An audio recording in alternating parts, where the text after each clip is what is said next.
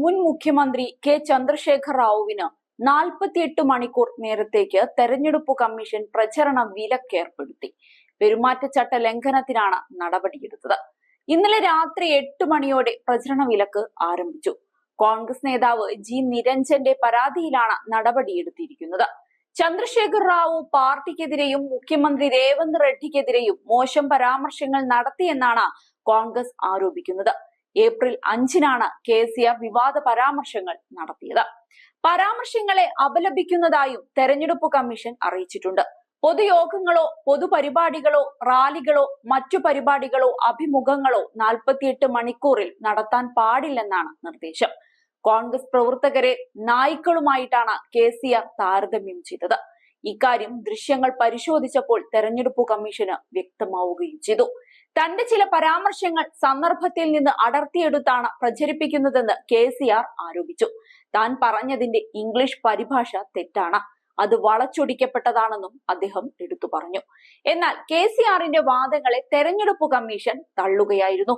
മുൻ തെരഞ്ഞെടുപ്പുകളിലും കെ ചന്ദ്രശേഖർ റാവു പെരുമാറ്റച്ചട്ട ലംഘനം നടത്തിയിട്ടുണ്ടെന്നും തെരഞ്ഞെടുപ്പ് കമ്മീഷൻ പറയുന്നുണ്ട്. അതേസമയം തെലങ്കാനയിലെ ലോക്സഭാ തെരഞ്ഞെടുപ്പിനെ ഇത്തവണ ശ്രദ്ധേയമാക്കുന്നത് KCR കുടുംബത്തിന്റെ അസാന്നിധ്യമാണ്. കഴിഞ്ഞ 20 വർഷത്തിനിടയിൽ KCRന്റെ കുടുംബത്തിൽ നിന്നും ഒരു അംഗം ഇല്ലാതെ പോകുന്ന ഒരു പാർലമെന്റ് ആയിരിക്കും ഇനി വരാൻ പോകുന്നത്. ലോക്സഭാ തെരഞ്ഞെടുപ്പിൽ കെ ചന്ദ്രശേഖർ റാവുവിന്റെ കുടുംബത്തിൽ നിന്നും ഇത്തവണ ആരും തന്നെ മത്സരിക്കുന്നില്ല. രാജ്യസഭയിലും നിലവിൽ കുടുംബത്തിൽ നിന്നുള്ള ആരും അംഗമല്ല. കെ ചന്ദ്രശേഖർ റാവുവിന്റെ പാർലമെന്റിലെ സാന്നിധ്യം തെലങ്കാന സംസ്ഥാന രൂപീകരണത്തിലടക്കം നിർണായക പങ്കുവഹിച്ചിരുന്നു.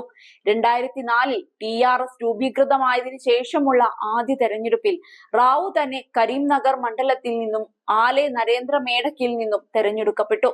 തെലങ്കാന പ്രക്ഷോഭം കൊടുമ്പിരി കൊണ്ടിരിക്കെ 2006-ലും പിന്നീട് 2008-ലും കരീംനഗറിൽ നിന്നും ഉപതെരഞ്ഞെടുപ്പിൽ കെ ചന്ദ്രശേഖർ റാവു വീണ്ടും വിജയിച്ചു. തെലങ്കാന വികാരം എത്രത്തോളം ശക്തമാണെന്ന് തെളിയിക്കുന്നതായിരുന്നു 2006-ലെ ഉപതെരഞ്ഞെടുപ്പ്. തെലങ്കാന വികാരത്തിന്റെ ശക്തി കുറവാണെന്ന് കണ്ട 2008-ൽ അദ്ദേഹം വീണ്ടും ഒരു ഉപതെരഞ്ഞെടുപ്പിന് നിർബന്ധിതനാവുകയായിരുന്നു. പക്ഷേ 10,000-ത്തിലധികം വോട്ടുകളുടെ വ്യത്യാസത്തിൽ മാത്രമായിരുന്നു അന്ന് അദ്ദേഹത്തിന് വിജയിക്കാൻ സാധിച്ചത്. ഈ ചെറിയ മാർജിനിൽ 2009-ലെ തെരഞ്ഞെടുപ്പിൽ TRSന് തെലുങ്ക് ദേശം പാർട്ടിയുമായി സഖ്യമുണ്ടാക്കി പോരാടേണ്ട സാഹചര്യത്തിലേക്ക് നയിക്കുകയും ചെയ്തിരുന്നു. 2009-ൽ മെഹബൂബ് നഗറിലേക്ക് മാറിയ റാവു TDP സഖ്യത്തിനൊപ്പം വീണ്ടും പാർലമെന്റിലെത്തി.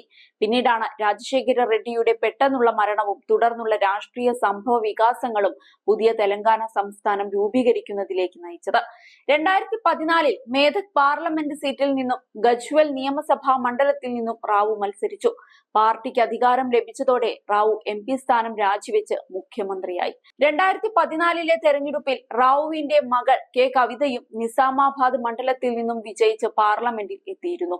2019-ലെ തെരഞ്ഞെടുപ്പിൽ കവിത വീണ്ടും മത്സരിച്ചുവെങ്കിലും പരാജയപ്പെട്ടു. ഇതോടെയാണ് റാവുവിന്റെ കുടുംബത്തിന്റെ പ്രാതിനിധ്യം 2019-ൽ ലോക്സഭയിൽ അവസാനിക്കുന്നത്.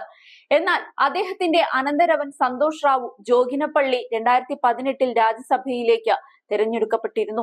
അദ്ദേഹം തന്റെ 6 വർഷത്തെ കാലാവധി അടുത്തിടെയാണ് പൂർത്തിയാക്കിയത്. എന്നാൽ ഇത്തവണ, അതായത് 20 വർഷത്തിനിടെ ആദ്യമായി നിലവിലെ ലോക്സഭാ തെരഞ്ഞെടുപ്പിൽ റാവുവിന്റെ കുടുംബത്തിൽ നിന്ന് ഒരു സ്ഥാനാർത്ഥി പോലും മത്സരിക്കുന്നില്ല. ഇതോടെ ലോക്സഭയിലോ രാജ്യസഭയിലോ അദ്ദേഹത്തിന്റെ കുടുംബാംഗങ്ങൾ ഉണ്ടാകില്ല എന്നതും ശ്രദ്ധേയമാവുകയാണ്.